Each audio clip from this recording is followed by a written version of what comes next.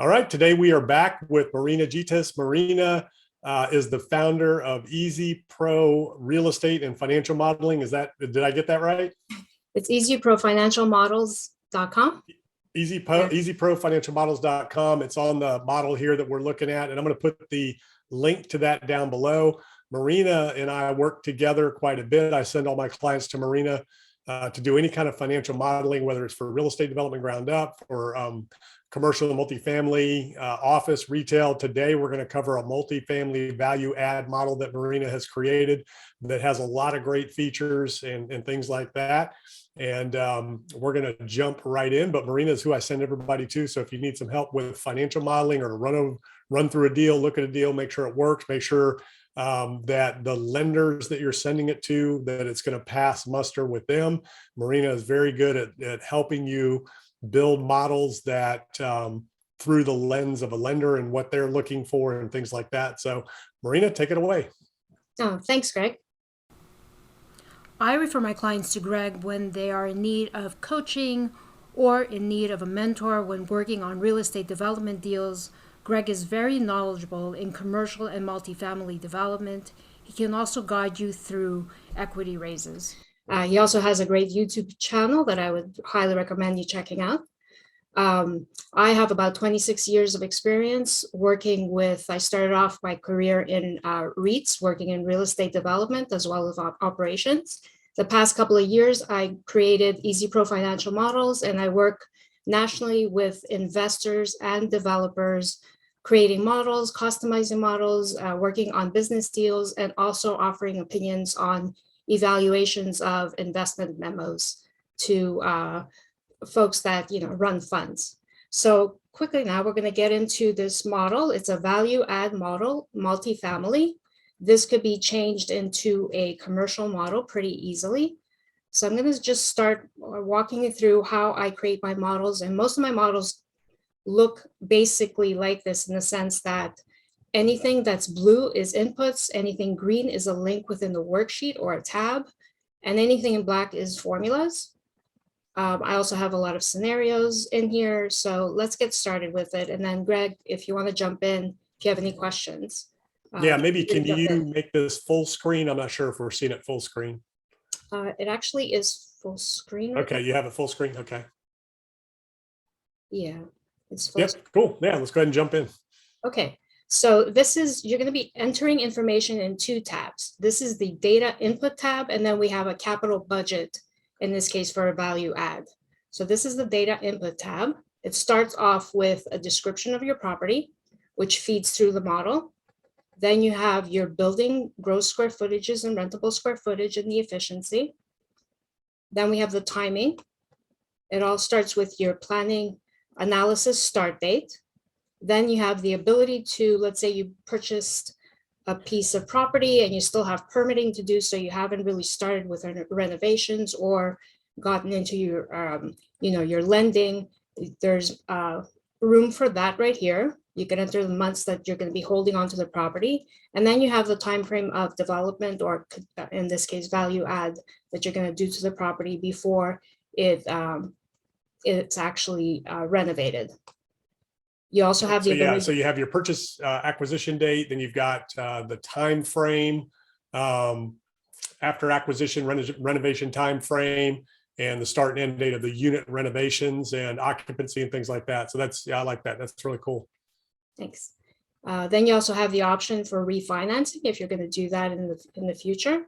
A lot of times you'll use this to buy out your investors. Another thing is you have the option to sell the property. This, even if you're holding the property, it's nice to have in the model just to show what the value is in the future. So even if you have it turned on, it's really not affecting anything. All it's doing is showing you here off to the right, and it feeds through to other summaries, what your exit strategy would be based on the cap rate and any disposition fees. In this case, you're making a net proceed of 8.7 million in 10 years. And then off to the side, you have a scenario of if the cap rate varies, what are your net proceeds?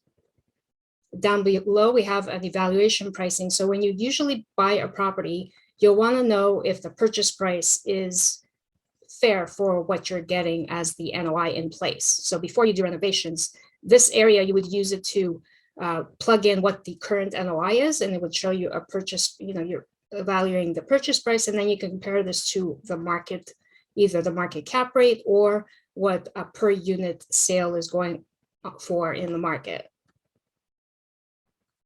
And then, so this pulls, you have here your purchase price, then you have your capital budget, which we'll get to in a moment. Then you have your typical financing costs. And here what I've done is typically you're really concerned about what your required equity raise will be. So what I've done here off to the side is it's controlling the down payment that you're going to have to put in. So you could input what that down payment is going to be, whether 20% or 25%. It just changes, what your required equity raise will be. And the typical things that you would have to raise, whether you're raising all of the capital budget. And per my discussions with Greg, he was saying that typically you'll have to have that capital budget upfront as part of the capital raise. Yeah, some lenders will, depending on the value of the asset, the condition it's in, occupancy, things like that. Sometimes you can put some of that in a loan. Sometimes lenders won't allow it. And then sometimes sponsors would rather raise that in equity versus adding it into the loan. So it's really flexible, but what you'll find in most cases, your typical value add class B, C, they're not going to allow too much of that renovation budget to be financed in, but they might give you a supplemental loan to do some like a refi to pay for some of those renovations as you go along, or pull your cash out once you've done it. So you have to fund it up initially, and then you can pull it back out with that supplemental loan, and then you could use that to refi your equity investors back out for the renovation costs. So it's really flexible. It really depends on the lender and the sponsor. Gotcha. So what that does is it pulls here your equity raise, and then the balance will be what you'll require for a loan, your loan balance. You also have the ability. I'm sorry. Yeah. And what I was going to say too is, just for everybody listening, the bigger the deal, the more experience you are, the more, successful full cycle deals that you have under your belt. And the bigger the deal, the bigger the loan, oftentimes you'll get more flexible terms like, renovation costs and things like that being added in. Also here you have the ability to include an interest reserve if the bank allows that or requires that. If not, you would just zero that out, and it's just a yes or no, and the calculation is done for you. Down below, we have the ability of adding 3 limited partners. That's what the model has, but you can have, more or less by just zero. Yeah, your interest reserve, you can put that 6 months, 1 year, whatever you want. Yes, it's actually, this is for it's designed for 1 year. Okay. But we could change that, that's a very easy formula if you. Yeah, sometimes it's 6, and then, at the peak of the pandemic last year, we saw it get up to 18 with some lenders. So yeah. Oh, that's interesting. Okay. That's an automation that I could probably enter right here, right next to it, and quickly change that to customize it. Then down below in this particular model, I have 2 different types of investor return options that I've seen currently working with value add clients. The first one is based on an IRR hurdle. There's 4 levels right here. So what it's doing is saying, up to 8%, this is what the sponsor and class A, B, and C would get. This also has the ability of a sponsor promote. So in this case, I'm saying that the general partner is only putting in 10%, but as the project progresses and does well, he actually gets a promote, he or she gets a promote as time goes on. And again, you have full control of these values. The next version that I see is preferred returns. It has, an 8% preferred return, and then you can distribute funds as you like for refi. There's a cash flow split, and there's also on sale, you can control what happens to each type of investor. And again, this could be expanded or collapsed depending on your needs. Yeah, in those 2 areas, just so everybody knows. So the promote is, generally if you say, hey, we're going to give you an 8% preferred return, 70-30 split with a 14% targeted IRR. Or in this case, you've got, your different levels, 9, 13, 16. So what that means is once the target is hit for your investors, your limited partner investors, Anything above and beyond that, you increase your profit share as the sponsor, and that's what's called your promote. It's what you get above and beyond that target that you're hitting, and you can increase that as you go along. Now, that's a complicated structure that you don't see a lot of. Typical straightforward syndications don't use hurdles. They typically use the distributions and the share options like you have for Class A, Class B, limited partner investments, where a Class A would get a preferred return only. Class B gets a smaller preferred return with a potential upside split in the profits. So those are some of the things that you see, but I'm not seeing a whole lot of waterfall, hurdle distribution models in straightforward syndications for the most part. Okay, I'm seeing it mostly in smaller deals where there's a couple of partners. Yeah, in development deals, you'll see it a lot more in development deals. Yeah. Mhm. Next up, we have our profit and loss assumption. So we have the ability to, on a yearly basis, say what your vacancies, concessions, income and expense escalations are going to be, and you have full control of those. Then we get into the income. There's a summary of income assumptions here. You have your in-place rent roll that that is just referenced based on T12 that you may have received from the purchase, and then you can see side by side what your year one rent is going to be and what your renovated rents are going to be. This is a high level summary that is controlled by, typically you'll have like studios and one bedrooms and all sorts of different square footages. You can input all the detail here and it'll summarize up above. The summary is what actually appears in your profit and loss, because you really wouldn't want all this detail in your profit and loss, but you do have it there for reference. Can you import the rent roll directly in the T12? Mm-hmm. Yeah, so I have space here. You can just import it here. If you did do that, I would just quickly link it for you. And then you also have space for the rent roll if you want it as a reference as well. Perfect. So then we get into the other income section. This has typical pet deposits, application fees, other fees. We could also add if there is parking. This doesn't have parking right now, but that could easily be added as another income. Yeah, and you could add anything: garage storage units, any other revenue centers that you wanted to add. I would suppose vending machines, whatever. Yeah, and then if you don't have the detail at one point, you could just put, just an other income per month estimate, and then you could build it later as a more detailed item. Yeah. The expenses, what I've done is you have a space to put the T12. Again, you could link it or just input the information by category. And then as your renovations progress, you can get to your post-renovation expense. So you have the ability to, what I do is I control as the renovations happen, the expenses will toggle from the pre-renovated to the renovated amounts. Things like expenses like real estate taxes are going to go up. Your admin or your marketing may go up, things like that. So you want to see that toggle up or down. And that is actually controlled by the renovations. Here we have the ability.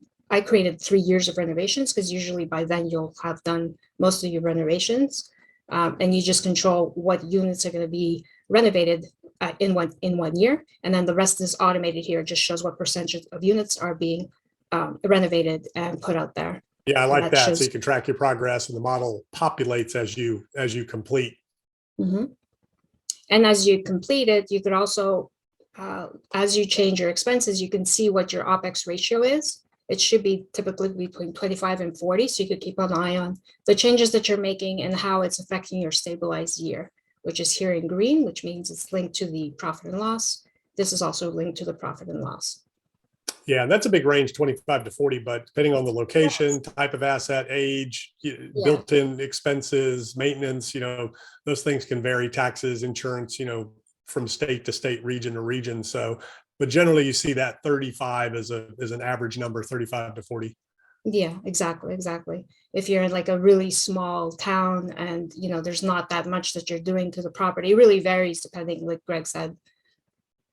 Then you have the ability, your property management fee. You can enter the percentage here. If you have an asset management fee, you can enter it here, or you could zero it out. Then below we have the assumptions for refinancing and financing. Things like your interest rate, whether you're going to have interest only or not, how long the amortization is, loan fees, the cap rate. And then what that does right here is it's feeding into your finance calculations for a refi. So here on top, we have the loan that is in place. And then on refi, you're going to look at your NOI coverage or your loan to value. And typically the bank will take the lower of the two, and that's what is happening here.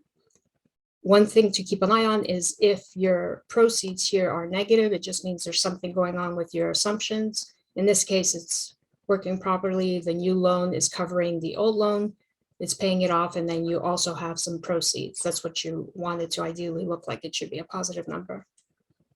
And that's Yeah, you don't want a negative refinance. yeah. And if it is negative, it will turn red on this page. Yeah, perfect. Yeah. Next up, we have the capital budget. So here, what I've done is you have the ability to show renovations from 1 to 3 years, as I mentioned before. There are 3 categories for the type of renovations for the units.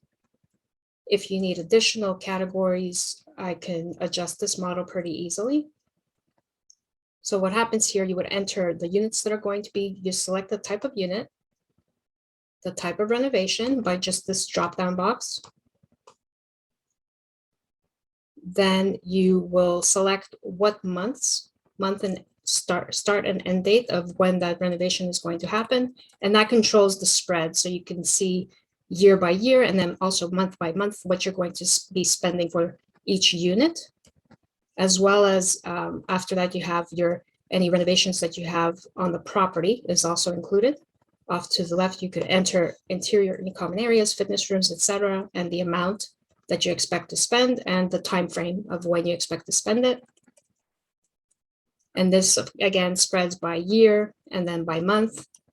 And this here you'll see this 949,200 is what we saw on the data input tab at the top. It's linked to right here. That's where your capital remodel budget comes from. It's on this page.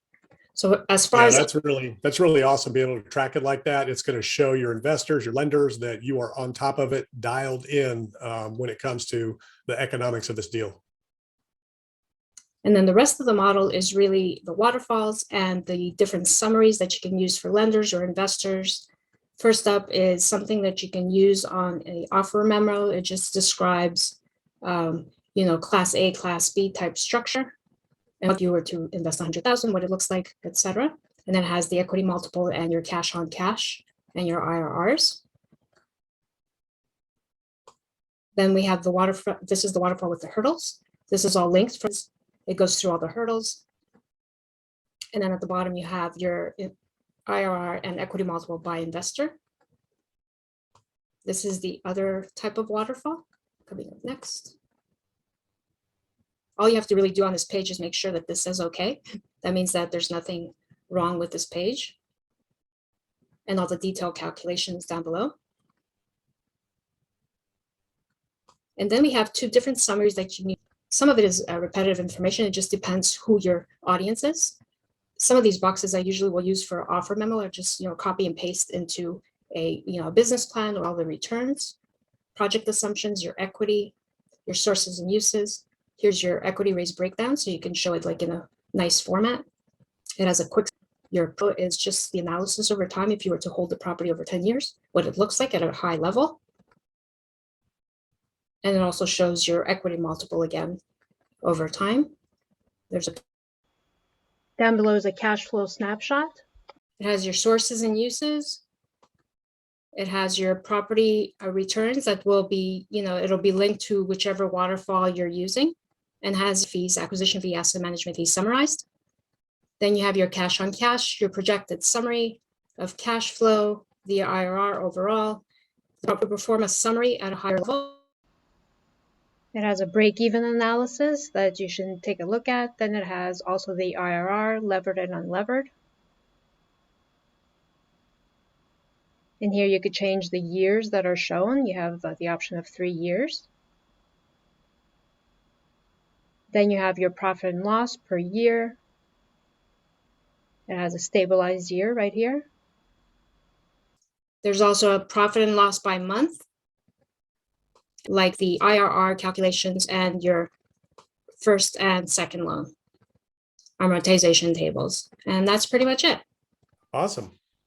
Well, cool. Love it. Lots of great features. Very easy to use. A lot of people get confused with these things, but it's income and expenses, dollars in, dollars out, renovations, sources and uses over time, returns over time, things like that. So it's not complicated, although it might look like it is. But I love this simple, concise. You have your pre-memorandum for investors, and then you can give the entire breakdown for your lenders. So how can people get this, and what do you offer with this?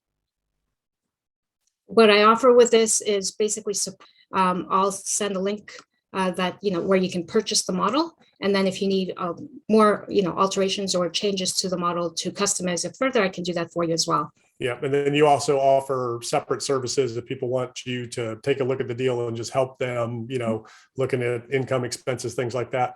Yes, I do. I also do it for various budgets and forecasts.